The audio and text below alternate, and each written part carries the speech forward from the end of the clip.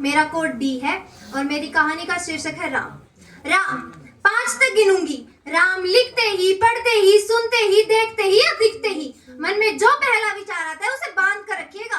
पूछूंगी 1 2 3 4 हाथ काट कर रख दूंगी है नाम समझ आ जाए तो।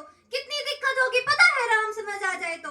भाई राम राम तो कह लोगे पर राम से दुख भी सहना होगा। पहली चुनौती ये होगी कि मर्यादा में रहना होगा और मर्यादा में रहना कुछ खास नहीं कर जाना है, बस त्याग को गले लगाना है और अहंकार जलाना है।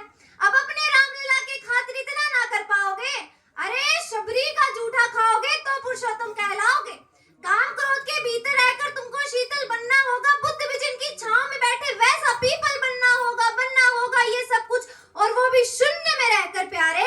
तभी तुमको पता चलेगा कि कितने अद्भुत है राम हमारे। सोच रहे हो कौन हूँ मैं? चलो बता ही देती हूँ। तुमने ही तो नाम दिया था, मैं पागल कहलाती हूँ। नहीं हूँ यहाँ पर तो ना पहले किसी को देखा है, वैसे तो हूँ त्रेता से, मुझे किसी ने कलयुग भेजा है। भाई बात वहां तक फैल गई है कि हाँ कुछ तो मंगल होने को है। सुना है भरत से भारत हुए राज्य में राम जी आने को है।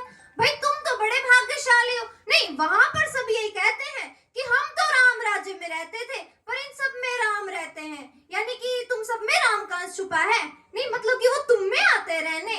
सच है या गलत खबर? अगर सच्ची है तो फिर क्या कहें, इसका मतलब तुम सबको राम पता ही होगा, घर के बड़ों ने बताया होगा।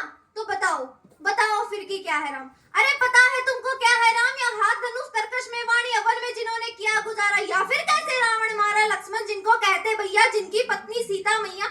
ये तो हो गई वही कहानी, एक था राजा एक थी रानी। क्या सच में तुमको राम पता है? ये वो भी आकर हम बताएं। बड़े दिनों से हूँ यहाँ पर, देख रही हूँ सब कुछ मैं। प्रभु से मिलने आई थी मैं, उन्हें छोड़कर मिली हूँ सबसे। एक बात बोलो बुरा न मानो तो तुम तुरंत ही क्रोधित हो जाते हो। पूरी बात तो सुनते भी नहीं सीधा घर पे आ जाते हो। कि तुम लोगों के राम जपो में पहले सा आराम नहीं, कि तुम लोगों के राम जपो में पहले सा आराम नहीं। ये जबरदस्ती के जय श्री राम में सब कुछ है, बस राम नहीं। ये राजनीति का दाया बाया जितना मर्जी खेलो तुम। दाया बाया ये तुम्हारी विदेशी भाषा में क्या कहते हैं उसको?